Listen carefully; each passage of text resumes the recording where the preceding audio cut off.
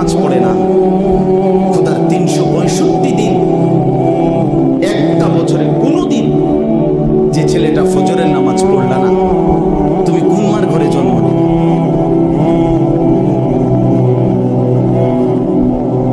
তুমি কোন বাপের ঘরে জন্ম নিলে? তোমার মায়ের 2 বছরের দুধের হক কি আদায়? মুসলমানের বাচ্চা এত বড় গাদ্দার হয় কেমনে বেটা?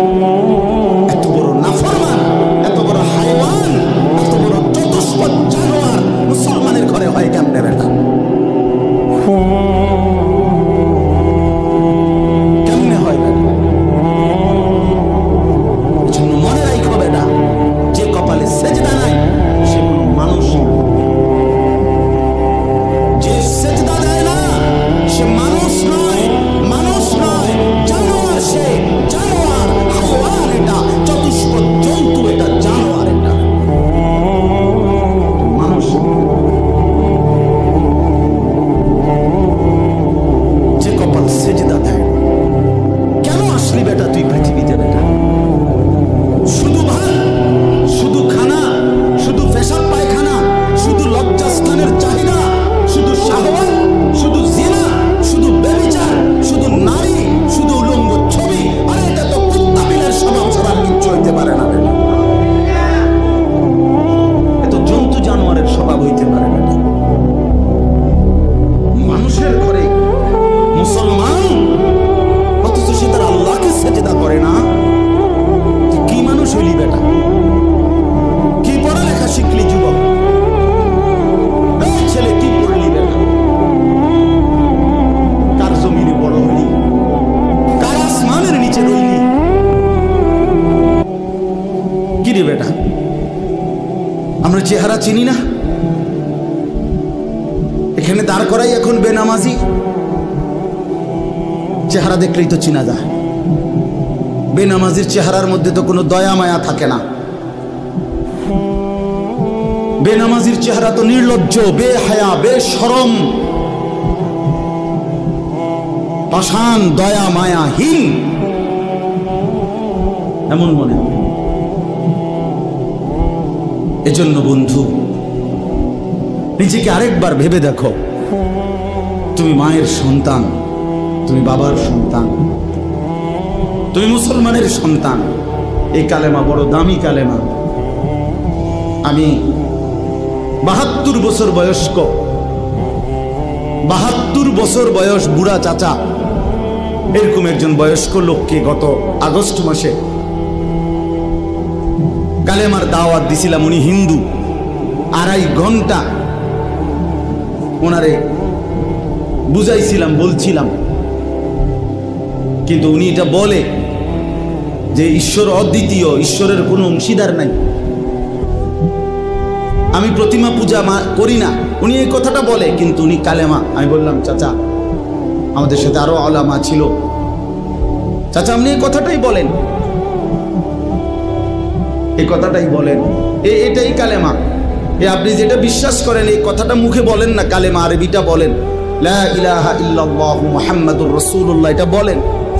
কত অনুরোধ করলাম, কানসি পর্যন্ত বিশ্বাস করেন। চাচার মুখ দিয়ে এই কথাটা বাইর করতে পারলাম না। কয় না, আমি এটা পড়তাম না।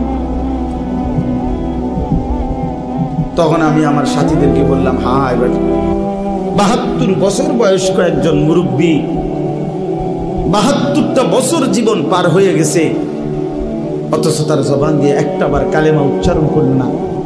আর আল্লাহ তাআলা সেই কালেমা আমাদেরকে কত হাজারবার বলার তৌফিক দিছে। কত বড় নিয়ামত, কত বড় সৌভাগ্য যে আমি এক মুসলমান মায়ের ঘরে জন্ম নিছি, আমি এক মুসলমান বাবার ঘরে জন্ম নিছি। আমাদের কি যোগ্যতা ছিল? আমাদের কোনো যোগ্যতা ছিল এখানে? শুধুই কার দয়া? এত বড় দয়া যে আল্লাহ করলেন, এত বড় মায়া যে আল্লাহ করলেন, নিজে আল্লাহ পছন্দ করে আমারে ঈমান দিলেন, ঈমানদারের ঘরে জন্ম দিলেন, মুসলমানের পরিচয়টুকু দিলেন, মুমিনের পরিচয়টুকু দিলেন। সেই আমি কেমনে আল্লাহর নাফরমানি করব? রাসূলুল্লাহ সাল্লাল্লাহু আলাইহি ওয়াসাল্লাম তিনি বলছেন যে আমি আসার পরে যদি আজ মুসা নবী জীবিত থাকতো, ঈসা নবী জীবিত থাকতো, নবীজি বলেন তারা দুইজনেও আমি মুহাম্মদের অনুসরণ করা ছাড়া তাদের কোনো উপায় থাকতো না। গোটা পৃথিবীতে আল্লাহ নবী সাল্লাল্লাহু আলাইহি সাল্লাম পরিষ্কার বলছেন আমার আবির্ভাবের পরে আর পৃথিবীর কোনো ধর্ম নাই, ধর্ম শুধু একটাই, আমার মাধ্যমে আল্লাহ তাআলা ইসলামের নাম হিসাবে যেই কালেমা, যেই ধর্ম, যেই বিধান আল্লাহ দিয়েছেন আগামীর ইসরাফিলের ফু পর্যন্ত এটাই বিধান, এটাই কালেমা, এটাই ঈমান, এটাই পরিচয়, এটাই জান্নাত লাভের একমাত্র রাস্তা। তো সেই পরিচয়টা আল্লাহ আমাদেরকে দিয়েছেন। আলহামদুলিল্লাহ আমরা নিজেদেরকে মুসলমান বলি ভাইয়া, তো তুমি আমি মুসলমান বলো, ভোটার আইডি কার্ডের মধ্যে, জন্ম নিবন্ধন সনদে, পাসপোর্টে, সব জায়গায় আমরা নিজেদেরকে মুসলমান পরিচয় দেই, আমাদের ধর্ম ইসলাম আমরা লিখি, তা আমরা কেন সেজদা করব না? আমরা কেন নামাজ পড়বো না ভাইয়া? আমরা কেন রাসূলুল্লাহ সাল্লাল্লাহু আলাইহি সাল্লামের সুন্নাতের অনুসরণ করব না কেন? এর চাইতে বড় দুর্ভাগ্য আর কি?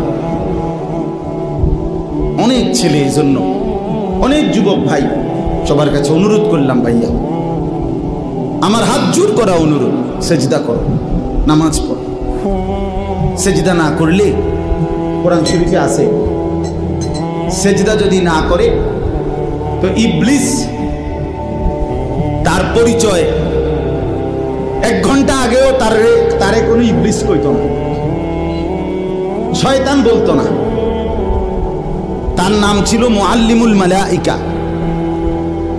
এই যারে এখন ইবলিস বলে তার আগে পরিচয় ছিল সে ছিল ফেরেশতাদের শিক্ষক, সে ছিল জিন, কোরআন শরীফে আছে, সে ছিল ফেরেশতাদের টিচার।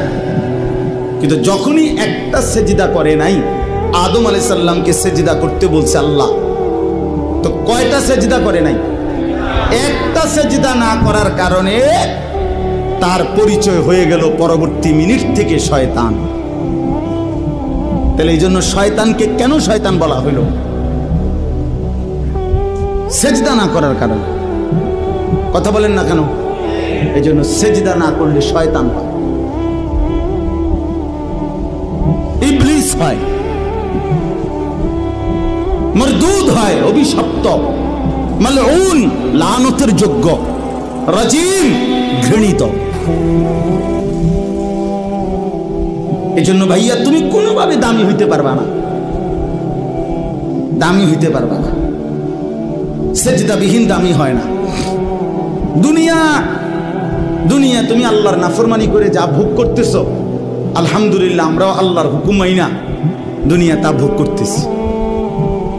এই বাজার, ব্যবসা, দোয়ান, ভাত, মাছ, চাল, ডাল, বউ, বাচ্চা, স্ত্রী, সন্তান, সংসার, ফাঙ্গাস, তেলাপিয়া, ধন্যভাতা, কাঁচামরিচ, ফার্মের মুরগা, কক মুরগা, খাট, পালং, সোফা, ফার্নিচার, ফ্রিজ, এসি, হ্যাঁ, টাইলস, এটা আমরা যারা সেজদা দেই এটি আমরার কাছে আছে।